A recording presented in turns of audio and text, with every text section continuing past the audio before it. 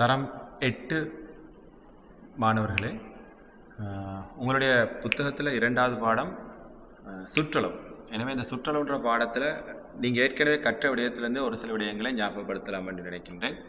உங்களுக்கு தெரியும், ஒரு சதுரத்தை எடுத்துக்கொண்டோம்னு சொன்னால் சதுரத்தில் ஒரு பக்க நீளம் எக்ஸாக இருந்தால் எல்லா பக்கமும் எக்ஸ் எக்ஸ் என்று தான் வரும். ஆகவே இதில் சுற்றளவு வரும் பொழுது சுற்றி அளக்கப்படுகின்ற அளவு, அதாவது எக்ஸ மாதிரி எல்லா பக்கமும் காணப்படுவதனால இதில் சுற்றளவு என்பது எக்ஸ் சக எக்ஸ் சக எக்ஸ் சக எக்ஸ், அதாவது 4x என்று கிடைக்கும்.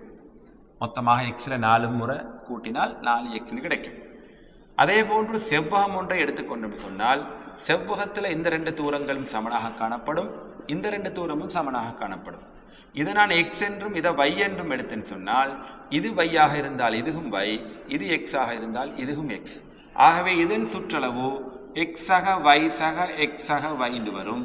எனவே இதை கூட்டினால் எக்ஸையும் எக்ஸையும் கூட்டினால் 2x, yையும் yையும் கூட்டினால் சக 2y. இவ்வாறு உருக்கள சுற்றளவுகள் உங்களுக்கு கிடைக்கும். முக்கோணம் ஒன்று எடுத்தாலும் அதே போல முக்கோணம் ஒன்றில் இந்த 3 தூரங்களும் சமனாக இருந்துன்னு சொன்னால் ஒரு தூரம் x ஆக இருந்தால் 3 தூரத்திலேயும் சுற்றளவு 3x என்று கிடைக்கும்.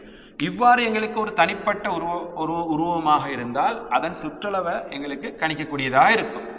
இப்போ நாங்கள் பார்க்க போகிறது கூட்டுருக்கள். கூட்டுருக்கள் சொல்லும் பொழுதோ உங்களுக்கு தெரியும், ஒரு சதுரத்தையும் ஒரு முக்கோணத்தையும் நான் எடுக்கிறேன். இந்த முக்கோணத்தையும் சதுரத்தையும் எடுத்துன்னு சொன்னால் இந்த தூரம் 5 சென்டிமீட்டர், இதுவும் 5 சென்டிமீட்டர், இந்த தூரம் 7 சென்டிமீட்டர் எடுத்துக்கொள்வோம். அதே மாதிரி இதில் இந்த சதுரத்தில் ஒரு பக்க நீளம் 7 சென்டிமீட்டராக எடுத்தால் எல்லா பக்கங்களும் 7 சென்டிமீட்டராக வரும். இப்போ இந்த 2 கூட்டு உருக்களை நாங்கள் ஒன்றா சேர்க்கும் பொழுது உங்களுக்கு இந்த மாதிரி ஒரு உருவம் ஒன்று வரும்.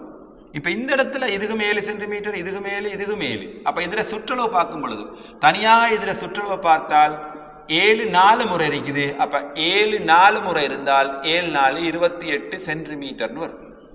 இதில் சுற்றளவை பார்க்கும் பொழுது 5 5 7 மீக்குது. அப்போ 5ஐயும் 7ஐயும் கூட்டினால் 17 சென்டிமீட்டர்னு வரும்.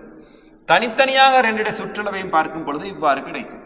ஆனால் அதை கூட்டுருவாக நாங்கள் மாற்றினோம்னு சொன்னால் இது 7 7 7, இது 5 இது 5.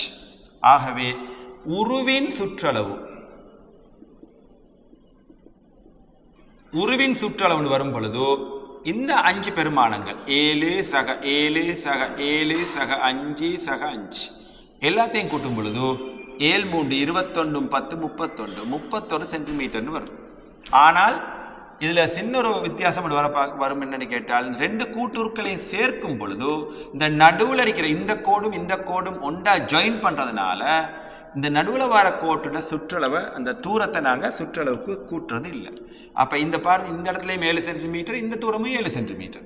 அப்போ 2 தூரங்களையும் ஒன்றா சேர்க்கும் பொழுது வருகின்ற இந்த தூரத்தை நாங்கள் எங்களோட சுற்றளவுன்ற தூரத்துக்கு சேர்க்கிறது இல்லை. எனவே அதை விட்டுட்டு தான் ஏனைய தூரங்களை நாங்கள் இந்த சுற்றளவுக்கு நாங்கள் சேர்க்கிறோம்.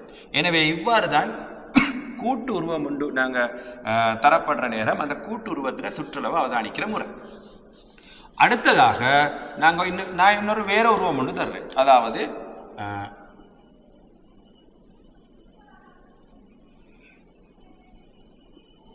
இந்த உருவத்தில் இந்த தூரம் 3 சென்டிமீட்டர், இந்த தூரம் 4 சென்டிமீட்டர், இது 5 சென்டிமீட்டர், இது 6 சென்டிமீட்டர்னு எடுத்துக்கொள்வோம். இப்போ இந்த உருவத்தில் சுற்றளவு எவ்வளோன்னு பார்க்கணும்.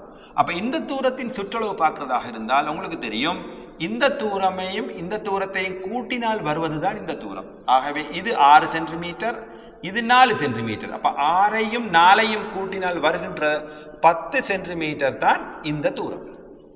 அதே போல இது 5 சென்டிமீட்டர், இது 3 சென்டிமீட்டர். 5ஐயும் 3ஐயும் கூட்டினால் வாரது மொத்தம் 8. ஆகவே இந்த தூரம் 8 சென்டிமீட்டராக அமையும். ஆகவே இந்த உருவின் சுற்றளவு இப்போ எழுதுங்க, உருவின் சுற்றளவு சமன் இந்த எல்லா பெருமானங்களையும் கூட்டணும். அதாவது 10 இந்த தூரம், அதுக்கு பிறகு இந்த தூரம் 8, இந்த தூரம் 6, 5 4 3 இது எல்லாத்தையும் கூட்ட வாரது தான் இந்த உருவத்தின் சுற்றளவாக அமையும். 10 × 8 = 18 × 6 = 24 × 5 = 29 29 7 36 36 சென்டிமீட்டர் என்பதுதான் இந்த உருவத்தின் சுற்றளவாக அமையும். இதை நீங்கள் தெளிவாக விளங்கிக் கொள்ளணும். ஆனால் அதே நேரம் இதே உருவத்தை கொஞ்சம் வித்தியாசமாக சில நேரம் உங்களுக்கு தரப்படலாம். வித்தியாசமாக தரப்படலாம் என்றால் உங்களுக்கு இந்த தூரம் 10 சென்டிமீட்டர், இந்த தூரம் 7 சென்டிமீட்டர்னு உங்களுக்கு தரலாம். அப்போ 10 சென்டிமீட்டர் இது 8 சென்டிமீட்டர், இது 8 சென்டிமீட்டர் என்று தரலாம். இவ்வாறு தந்திருந்தேன்னு சொன்னால் இது இந்த உயரம் 10 சென்டிமீட்டராக இருந்தால் இந்த 2 தூரங்களும் சேர்ந்துதான் இந்த 10 சென்டிமீட்டரை கொடுக்கும். எங்களுக்கு தனித்தனியாக இது ஒவ்வொன்ற தூரங்களையும் கணிக்க முடியாது. இது சரியா, இது சமன் இல்லை. சமன் தந்திருந்தா தான் இது 5 இது 5ன்னு வரும். இங்கே சமன் சமனை பற்றி எதுவுமே தந்து இல்லை. ஆகவே இந்த 10 சென்டிமீட்டர் என்பது இந்த 2 தூரங்களையும் கூட்டவார அளவாக அமையும். அதே போல இந்த 8 சென்டிமீட்டர் சொல்லப்படுறது இந்த 2 தூரங்களையும் கூட்டவாரதாக அமையும். ஆகவே இந்த கணக்கிட சுற்றளவை நாங்கள் காண்றதாக இருந்தால் இது 8 சென்டிமீட்டர், இது 8 ஆக இருந்தால் இந்த 2 தூரத்தையும் கூட்டவாரதும் 8. அதே போல இது 10 இருந்தால் இந்த 2 தூரத்தையும் கூட்டவாரதும் 10, இந்த 2 தூரத்தையும் கூட்டவாரதும் 10.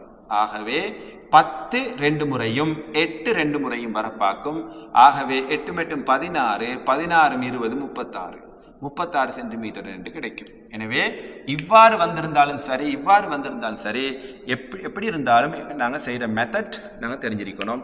எனவே சுற்றல் ஒன்ற பாடத்தில் நான் நினைக்கிறேன் இந்த மாதிரியான கூட்டுருக்கள் உங்களுக்கு 2 பயிற்சியில் தாராளமாக உங்களுக்கு தந்திருக்கிறாங்க கூட்டுருக்கள். அப்போ அந்த கூட்டுருக்கள் இவ்வாறெல்லாம் படங்கள் தரப்பட்டிருக்குது. ஆகவே இந்த தூரங்கள் எல்லாத்தையும் நீங்கள் கூட்டுவதனூடாக உங்களுக்கு இந்த கூட்டுருட சுற்றளவை உங்களுக்கு காணக்கூடியதாக இருக்கும் என்று கூறி இந்த கூட்டுரு சம்பந்தமான பயிற்சிகளை நீங்கள் செய்து இதில் உரிய தேர்ச்சிகளை பெற்று இந்த பாடத்தில் சிறந்த ஒரு தேர்ச்சிகளை பெறுவீர்கள் என்று எதிர்பார்த்து இந்த பாடத்திலிருந்து நான் விடைபெறுகின்றேன். எனவே இந்த பயிற்சிகளை நீங்கள் கட்டாயமாக செய்யுமாறு கேட்டுக்கொள்கின்றேன். நன்றி.